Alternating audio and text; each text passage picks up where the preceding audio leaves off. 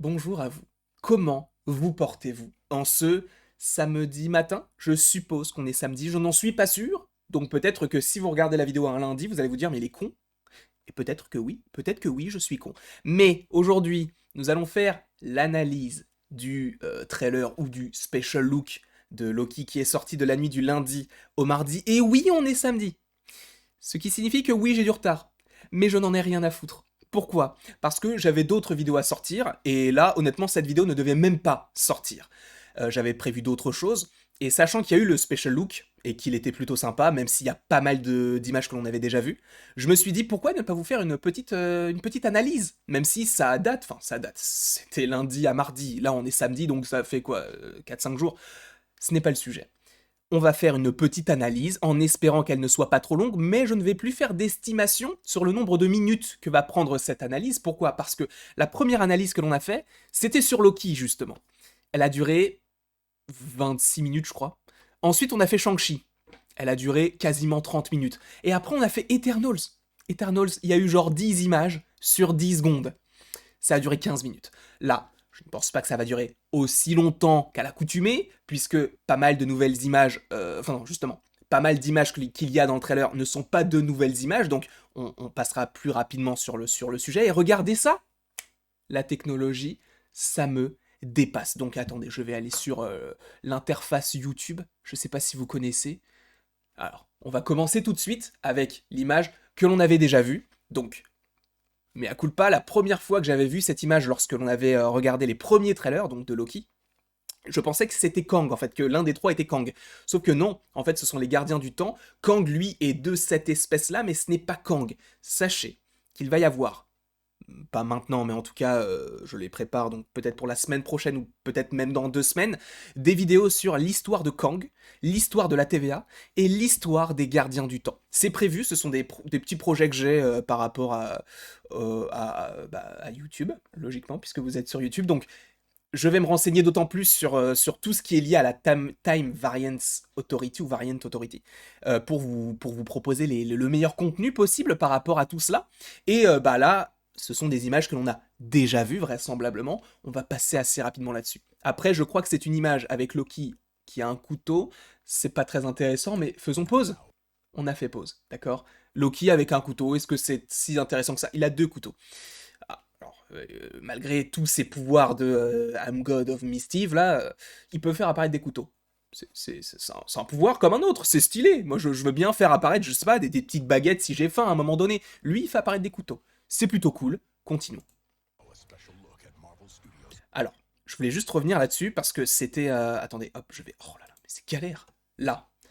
T'as l'impression, en fait, qu'il n'est pas censé être là. Tu comprends que c'est peut-être à un moment donné où on est peut-être je vais trop loin, mais sachant que la série comporte 6 épisodes, à mon avis, les 2 premiers épisodes, il va être avec la TVA, et après, au fur et à mesure, c'est comme les 3 actes de WandaVision ou les différents actes qu'il y a eu par rapport à Falcon, je pense que là, il va se poser des questions sur ce qui est vraiment la TVA. Et à mon avis, il va ouvrir certaines des portes, et en plus de ça, dans les derniers trailers, on avait un Loki qui découvrait une sorte d'Asgard. En tout cas, ça faisait beaucoup penser à l'architecture Asgard. Certains disaient baroque, donc moi je pense que c'est plus Asgard qui était présent voilà, dans les différents trailers, et je pense qu'en fait à ce moment-là il est craintif parce que bah, on voit qu'il est sur la défensive, il a ses couteaux, il a encore l'habit de la TVA, donc peut-être que c'est après une mission, je n'en sais rien, mais je pense qu'en fait ce moment-là peut-être juste avant le moment où il va découvrir les différentes portes qui existent, et c'est là où il va découvrir peut-être le personnage de Lady Loki. Je n'en suis pas sûr encore une fois parce que vous savez quand dans le précédent trailer, quand tu avais Asgard soi-disant, hein, encore une fois je ne dis pas que c'est Asgard, mais en tout cas ça y ressemble fortement, sachant qu'en plus Loki c'est un Asgardien entre guillemets, même s'il vient de base de Jotunheim mais c'est le fils de Laufey, Loki est entre guillemets Asgardien, donc ce n'est pas illogique qu'à un moment donné tu aies un Loki d'une autre réalité ou une autre dimension ou d'un autre temps qui soit aussi, enfin en tout cas qui vit encore sur Asgard. Et sachant que ce moment-là que l'on avait vu par rapport aux différents trailers était vraiment assez violacé, je ne sais pas si ça se prononce comme ça, mais en tout cas il y avait beaucoup de violet, et que le moment où tu vois Lady Loki, en tout cas de loin, même si au début je pensais que c'était Black Widow, tu la vois de loin, c'est aussi violet, donc tu peux te dire, est-ce que c'est au même moment? Encore une fois, là c'est juste une image d'un mec qui marche avec des couteaux dans un couloir, et je suis allé à Asgard, Lady Loki.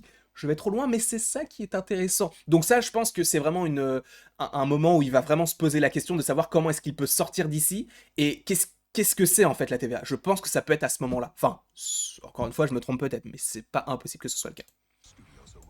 Alors, là, pas grand chose à analyser parce que en fait je pense que c'est la suite du moment où tu as le personnage qui était dans le premier trailer, qui était encapuchonné et qui avait une lanterne dans la main et qui l'a fait tomber par terre et qui a embrasé entre guillemets toutes les herbes qu'il y avait autour.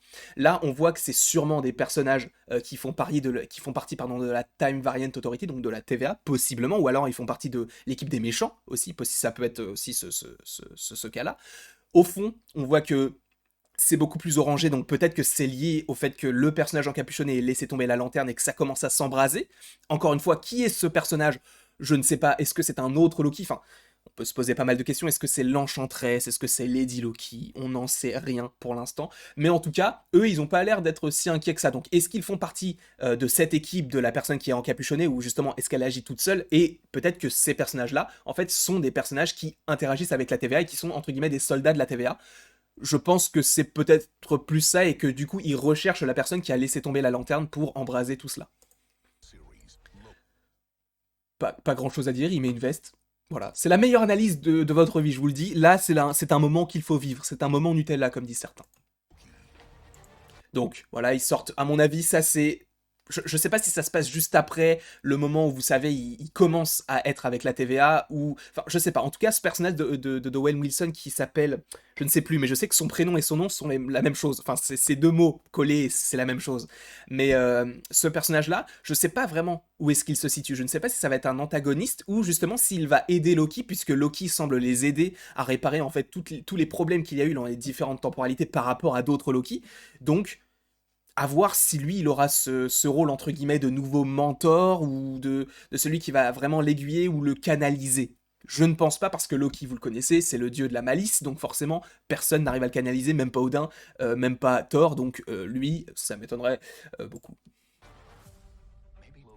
Donc là, c'est le moment où, vous savez, il vient d'arriver. Donc je pense que ça se passe juste avant, au moment où vous savez où il y a un scroll sur la droite. Donc oui, dans le trailer, dans le deuxième, je crois, enfin le précédent, il y avait un scroll sur la droite. Donc je pense que c'est la suite logique où il va se faire juger avec les trois personnages que l'on avait déjà vus lors de la toute première image de ce special look.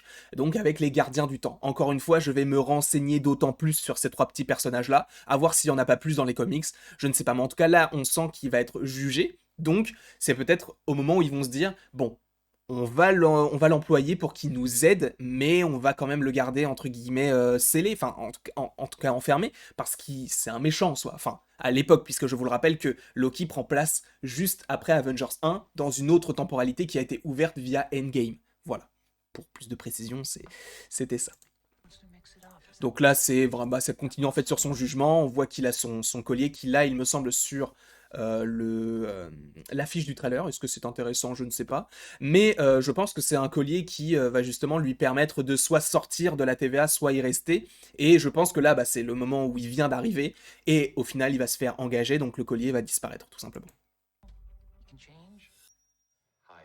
Donc voilà, en fait, là, c'est comme si Loki allait être arrêté, mais tu sens que peut-être ce personnage, donc du double prénom, on va l'appeler comme ça parce que je ne sais plus du tout comment il s'appelle, peut-être que lui va dire, du coup, à celle qui le jugeait, on peut peut-être s'en servir parce que justement, il y a eu pas mal de problèmes par rapport à ce qu'il a fait, par rapport au fait que les Avengers donc, ont raté le vol du Tesseract dans Avengers Endgame, et du coup ça a créé pas mal de failles.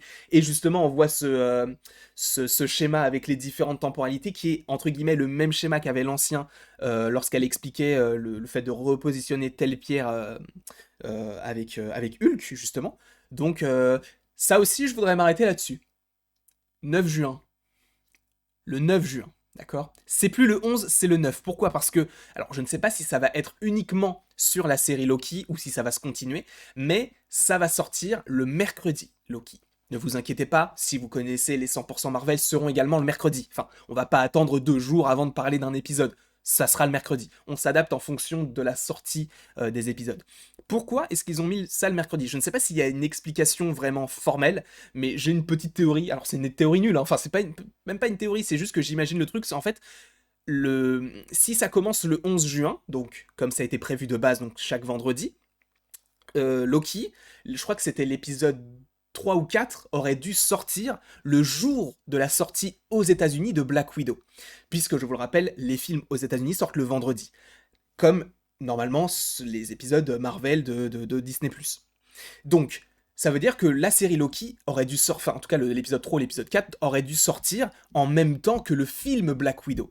Et ça pose un problème, parce que justement, ça veut dire que t'as deux programmes Marvel en même temps. Donc ce qu'ils ont fait, c'est qu'ils ont, je pense, déplacé ça du vendredi au mercredi pour que ça n'interfère pas. Pour que le mercredi, t'aies l'épisode 3, 4 ou 5 de Loki, et qu'ensuite t'aies un Black Widow le vendredi. Je pense que ça va s'opérer comme ça, et d'ailleurs, c'est pour nous que ça pose problème. Parce que, évidemment, le plus grand marché pour eux, ça doit être peut-être l'Asie, mais surtout les États-Unis. Donc, un pays comme nous, la France, ils en ont rien à foutre. Enfin, ils en ont rien à foutre.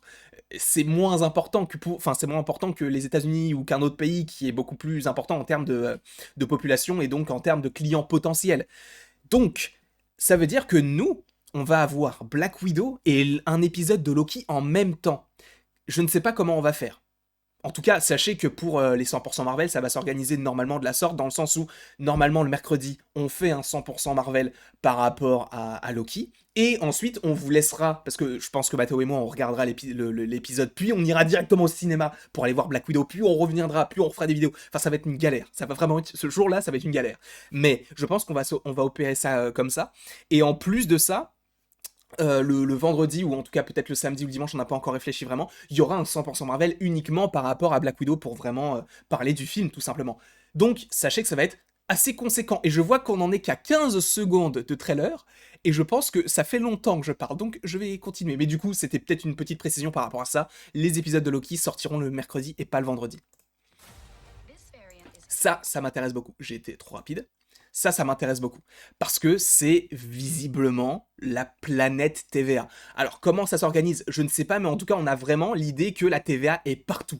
Pourquoi? Parce que, je ne sais pas si vous arrivez à voir, mais normalement, au milieu de l'écran, tout en bas, enfin, au milieu de l'écran, au niveau de la longueur, tout en bas, vous avez écrit TVA. Et là, vous avez, enfin, en tout cas, j'ai l'impression que c'est la même chose un petit peu partout. Donc peut-être que c'est différents bureaux de la TVA. Et en plus de ça, sur un petit peu enfin, la gauche légèrement, tu as les trois personnages qui tiennent donc une sorte de sas entre guillemets. Et ce sont les trois gardiens du temps. Donc on a vraiment cette idée que quasiment sur toute cette planète, c'est lié en fait à l'évocation du temps et à tout cela.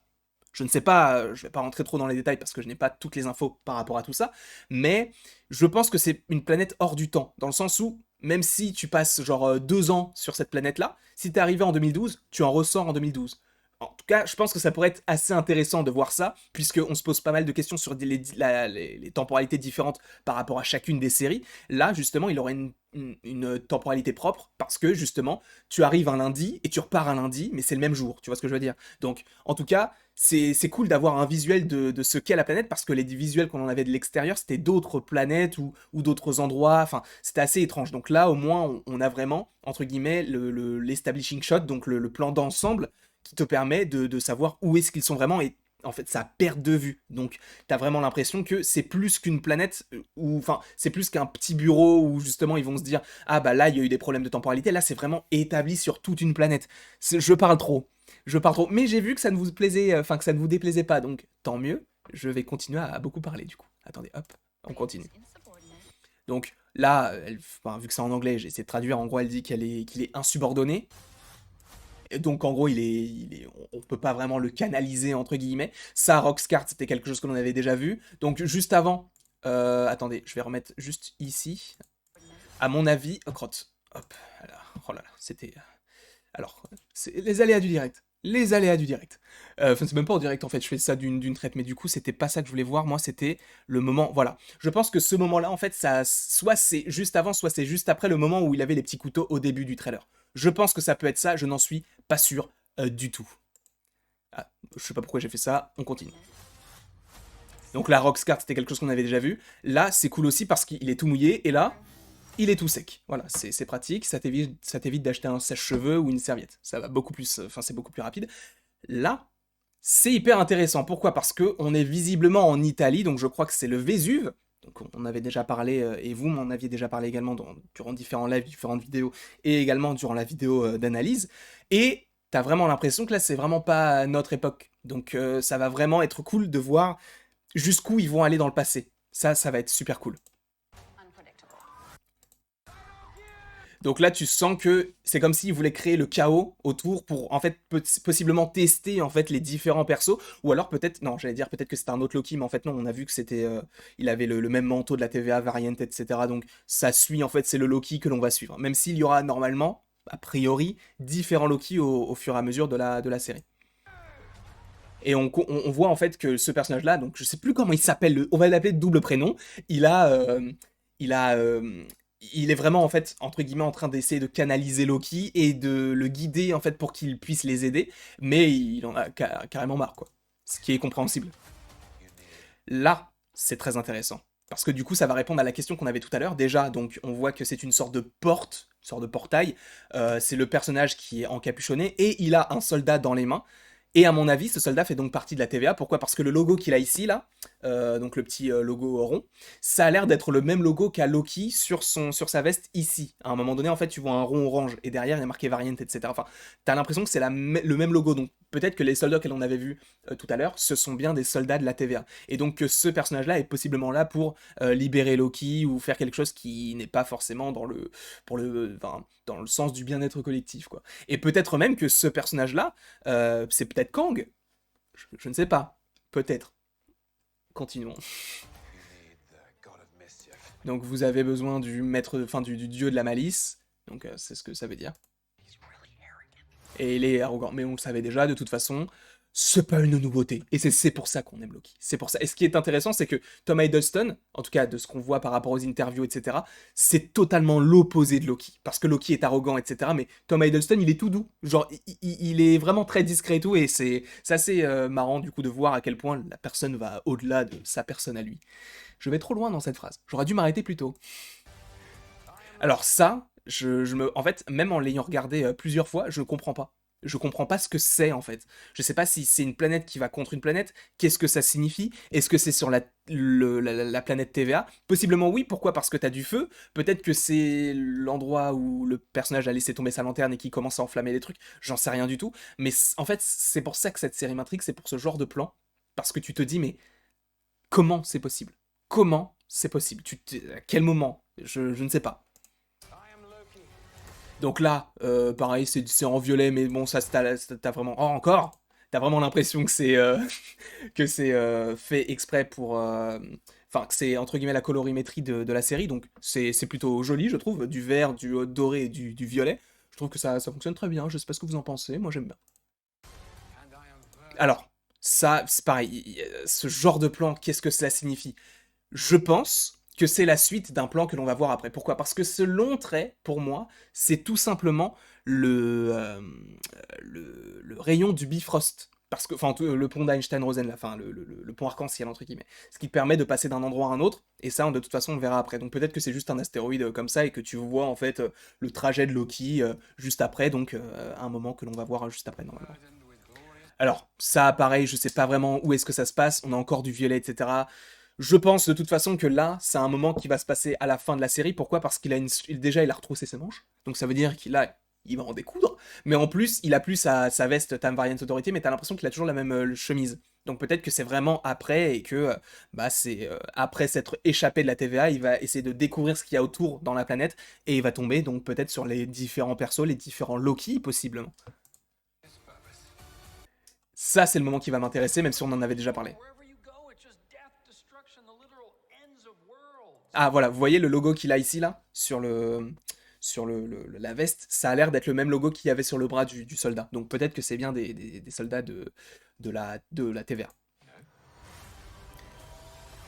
Voilà, je suis désolé, mais ça là, pour moi c'est en fait le moment où il saute, ça c'est ce qui se passe juste avant le moment que l'on avait tout à l'heure, qui est juste, si je remarque bien, attendez, il faut que je revienne au bon moment, ici. Voilà. Pour moi ça c'est la suite du moment où il saute. Encore une fois, je vais peut-être trop loin, mais je me dis que c'est pas impossible que ce soit le cas. En tout cas, est-ce qu'il y aura Thor dans la série? Pourquoi? Parce que dans le premier trailer, il dit Thor Heimdall, venez me chercher, donc ça veut dire que peut-être qu'on verra Heimdall, sachant qu'il va vraisemblablement vers le Bifrost, ou alors est-ce qu'il sera stoppé juste avant et on ne verra pas les deux acteurs? Je pense que une série Loki, juste avec Loki, c'est le mieux, même si j'aimerais trop qu'il y ait Heimdall, j'aimerais trop qu'il y ait Thor également, Mais une série Loki pour Loki, moi, c'est ce qui me plairait le plus, donc à voir ce qu'il va se passer dans la série. La série que j'attends le plus. Même s'il y a Moon Knight. Mais bon, à chaque fois qu'il y a un nouveau trailer, c'est le contenu du trailer qui m'intéresse de plus en plus. Bah là, ce qui m'intéresse le plus en termes de film, c'est Eternals, parce qu'il y avait des petites images. Voilà. Je pense que la vidéo n'a pas duré trop longtemps. Attendez, je vais... Là, normalement, vous êtes revenu sur ma tête. Je vais faire ça. 20 minutes, gros. 20 minutes. J'ai parlé pendant 20 minutes. Je suis désolé si c'était trop long. Je suis désolé du coup pour les petits décadrages entre guillemets. Enfin, vous savez, quand bah, du coup j'ai double-cliqué. Voilà. Je voulais m'excuser là-dessus. Donc oui, pas de grosses nouvelles images, mais des choses pardon, assez intéressantes à analyser. Donc j'espère en tout cas que cette vidéo vous aura plu. J'espère qu'elle n'a pas été visiblement trop longue.